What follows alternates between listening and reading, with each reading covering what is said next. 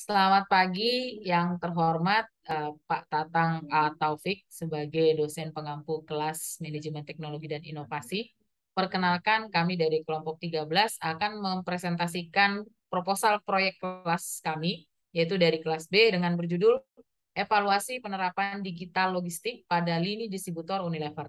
Dengan anggota kelompok yaitu saya sendiri, Medika Kristina Siombing, kemudian ada Mbak Ardianti Putri Apsari, dan yang terakhir ada Mbak Andita Ramadanti. Outlet kami akan dimulai dari pendahuluan, kajian pustaka dan dasar teori, kemudian metode penelitian, dan terakhir daftar pustaka. Latar belakang dari proposal ini yang pertama yaitu berdasarkan kita ketahui bahwa manajemen rantai pasok adalah suatu pendekatan yang digunakan untuk mencapai integrasi yang efisien dan efektif dari stakeholder yang terkait seperti supplier, manufaktur, distributor, retail, hingga customer. Hal ini menjadikan serangkaian aktivitas dalam rantai pasok memiliki peranan penting dalam hulu hilir ke suatu proses. Namun bersama dengan itu, teknologi transportasi dan komunikasi terus berkembang pesat. Misalnya, mobile communication, internet, telah mendorong terjadinya evolusi yang berkelanjutan menyangkut rantai persediaan dan teknik yang berkaitan dengan manajemen pengaturan. Hal ini juga dirasakan oleh salah satu perusahaan FMCG yaitu PT Unilever Indonesia, di mana bidang hilir untuk distribusi produk di seluruh pelosok negeri itu PT Unilever Indonesia bekerja sama dengan bisnis partner yaitu distributor. Unilever Indonesia telah memiliki hampir 400 distributor lokal di seluruh daerah Indonesia. Next. Salah satu hal yang menarik dari kerjasama dengan distributor yaitu sistem manajemen tersendiri dan mostly masih menggunakan sistem manual. Dan dari sistem manual dalam proses ini sering menimbulkan berbagai permasalahan yaitu seperti proses pengantaran pesanan dan retail masih menggunakan metode manual. Dan tim yang mengantarkan masih menggunakan asumsi pribadi mengenai lokasi dari toko-toko yang akan diantarkan. Selain berdampak pada toko, pengiriman yang terlambat juga berdampak pada putaran penjualan di toko, sehingga menghambat proses terjualnya produk yang pada ujungnya akan berdampak juga terhadap sales. Dari distributor, kurangnya efisiensi dan sistem pengiriman mengakibatkan cost yang dihasilkan semakin besar dan mengurangi profit dari distributor tersebut. Next. Dari permasalahan tersebut, kami membuat sebuah bisnis model kampas. Diperlukan sebuah inovasi untuk dapat mengatasi permasalahan dan sistem pengiriman manual. Sejak akhir tahun 2021, Unilever mengeluarkan inovasi terbaru berbasis digital yang harapannya dapat membantu sistem delivery di distributor yang diberi nama digital logistik menggunakan aplikasi pintar bernama Locus. Aplikasi ini diharapkan mampu membantu delivery man untuk menemukan titik lokasi toko yang benar dan membantu menyusun rekomendasi pengantaran untuk meningkatkan efisiensi kendaraan. Berikut adalah elemen-elemen BMC dalam penelitian kami. Yang pertama untuk key partner yaitu PT Unilever sebagai produsen produk, distributor sebagai business partner, kemudian pihak retail atau toko. Untuk key activities yaitu untuk optimisasi penggunaan kendaraan delivery, meningkatkan service level dan on-time delivery service. Value proposition yaitu data lokasi yang akurat, pengiriman yang efisien, kepuasan pelanggan yang tinggi, perancangan rute otomatis, dan berbasis digital. Customer relationship yaitu free license dan perangkat keras untuk distributor, kemudian insentif untuk pengguna lokus tertinggi.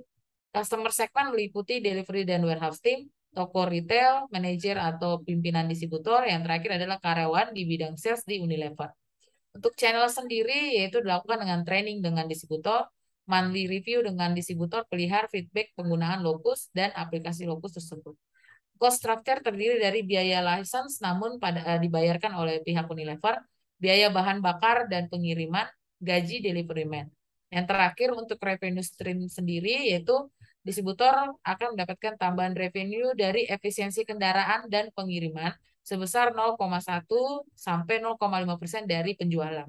Tambahan insentif untuk tim distributor yang paling efektif menggunakan aplikasi Lokus.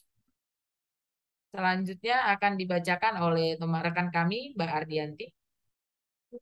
Ya, baik. Terima kasih Mbak Medika. Jadi, rumusan masalah, tujuan, dan manfaat dari tugas ini yaitu yang pertama, Rumusan masalahnya bagaimana kualitas layanan dan informasi lokus yang diterapkan di lini distributor Unilever.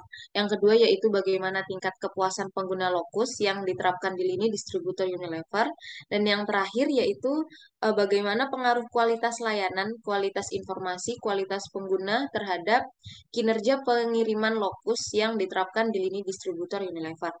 Lalu tujuannya sendiri yaitu untuk mengevaluasi penerapan digital logistik pada lini distributor di perusahaan Unilever guna mengetahui apakah kualitas layanan, kualitas informasi, dan kepuasan pengguna memiliki pengaruh yang signifikan terhadap kinerja pengiriman. Dan tujuan penelitiannya yaitu untuk pembaca. Penelitian ini menjadi referensi baru bagi pembaca dalam hal digitalisasi logistik, lengkap dengan pengaplikasian serta evaluasi ketika sistem ini diterapkan dalam suatu perusahaan.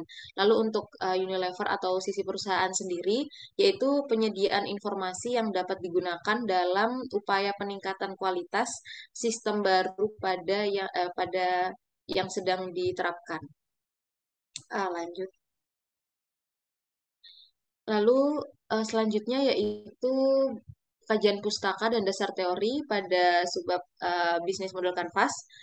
Bisnis model kanvas ini berisi blok yang memiliki bagian-bagian penting yang menjelaskan tentang bagaimana suatu organisasi tersebut menciptakan manfaat dan juga mendapat kemanfaatan dari para pelanggannya.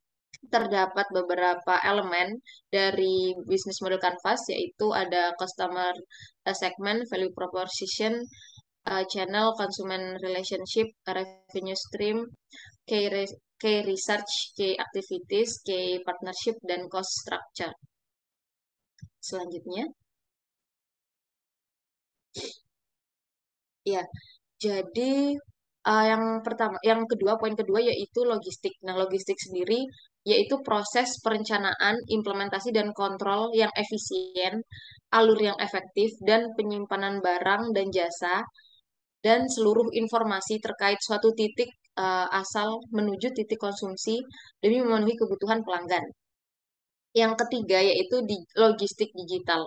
Nah, logistik digital atau digitalisasi logistik yaitu rangkaian kegiatan logistik yang meliputi proses perencanaan, pelaksanaan, dan pengendalian aliran yang efisien dan efektif dari barang atau jasa dan informasi terkait mulai dari titik asal sampai titik penggunaan untuk memenuhi keperluan pelanggan yang ditransformasikan ke dalam format digital.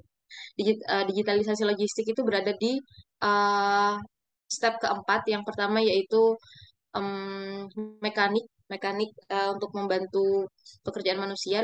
Yang kedua yaitu menggunakan elektrik, dan yang ketiga yaitu komputer, dan yang terakhir yaitu cyber physical system. Selanjutnya, nah, lokus sendiri yaitu platform manajemen logistik digital yang diinisiasi oleh Unilever untuk mengoptimalkan pengiriman produk di lini distributor. Nah, Lokus ini didukung oleh algoritma dinamis. Lokus juga memungkinkan organisasi untuk mendorong efisiensi dan dilakukan di semua saluran. Keunggulan Lokus sendiri yaitu manajemen pesanan, perancangan rute, pengiriman secara otomatis, pelacakan dan penyediaan informasi, analitis dan wawasan. Selanjutnya akan dilanjutkan oleh Mbak Dita. Oke, baik. Selanjutnya ada variabel yang akan dikaji di penelitian ini atau proyek kelas ini. Yang pertama ada kualitas layanan. Kualitas layanan ini terdiri dari 9 indikator, di mana ini didapatkan dari beberapa literatur. Selanjutnya ada kualitas informasi, ada 8 indikator, dan kepuasan pengguna itu merupakan pemenuhan ekspektasi pengguna dalam menggunakan atau melakukan aktivitas yang berkaitan dengan logistik. Lalu ada kinerja pengiriman, ada 4 indikator, di mana 4 indikator ini juga sejalan dengan KPI yang ditetapkan oleh Unilever. Selanjutnya ada penelitian terdahulu, ada 4 penelitian terdahulu yang berkaitan dengan proyek kelas ini yang akan topik proyek kelas ini yang akan dikaji. Itu yang pertama, kesamaannya adalah di pembahasan mengenai digital logistik. Yang kedua adalah di metodenya menggunakan SAMPLS.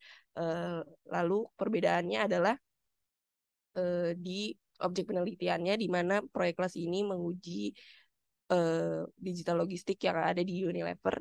Lalu model penelitiannya juga berbeda.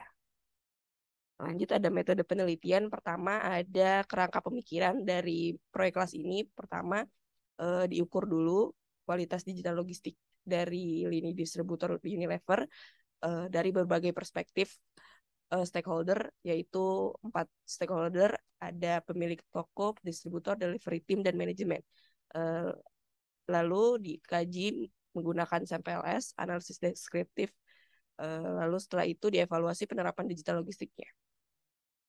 Setelah itu didapatkan implikasi manajerial untuk dijadikan saran atau rekomendasi kepada Unilever.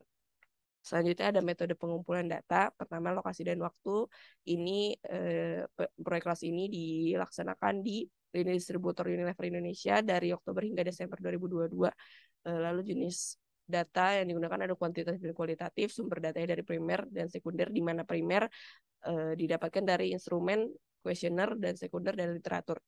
Teknik penarikan sampel yaitu menggunakan metode Slovin atau rumus Slovin, di mana didapatkan beberapa angka di masing-masing stakeholder yang akan dimintai kesediaan sebagai responden. Namun di proyek kelas ini kami menetapkan bahwa hanya mengambil 10% saja dari hasil perhitungan rumus Slovin, sehingga didapatkan pemilik toko sebanyak 40, delivery team sebanyak 32, distributor sebanyak 9, dan manajemen sebanyak 5. Lalu selanjutnya ada model penelitian, di mana tadi sudah dibahas di kerangka pemikiran, tapi lebih detailnya adalah di proyek kelas ini ada 5 hipotesis, di mana hipotesis 1 adalah kualitas layanan berpengaruh terhadap kepuasan pengguna, hipotesis 2 kualitas informasi berpengaruh terhadap kepuasan pengguna, hipotesis 3 adalah kualitas layanan berpengaruh terhadap kinerja pengiriman, hipotesis 4 kualitas informasi berpengaruh terhadap kinerja pengiriman, dan kepuasan pengguna berpengaruh terhadap kinerja pengiriman untuk hipotesis 5. Lalu di kuesionernya sendiri, pemilik toko, delivery team, dan distributor akan dimintai kesediaan untuk mengisi kuesioner yang sama. Lalu manajemen itu berfokus di kinerja pengirimannya. Lalu yang terakhir ada metode pengolahan dan analisis data. Itu pertama akan divalidasi dan validitas dan reliabilitas instrumennya, di mana nanti juga indikator-indikator yang dikaji itu mungkin tidak akan semuanya valid atau reliable. Lalu selanjutnya ada di pengolahan dan analisis data di SAMPLS. Berikut ada daftar pustakanya. Saya kembalikan ke Mbak Medi. Baik, terima kasih Mbak Andita dan Mbak Ardianti. Sekian presentasi dari kelompok kami. Harapannya penelitian ini dapat bermanfaat untuk Bapak Ibu yang mendengarkan, dan mohon maaf apabila salah kata dan perbuatan. Saya mengucapkan terima kasih dan selamat siang.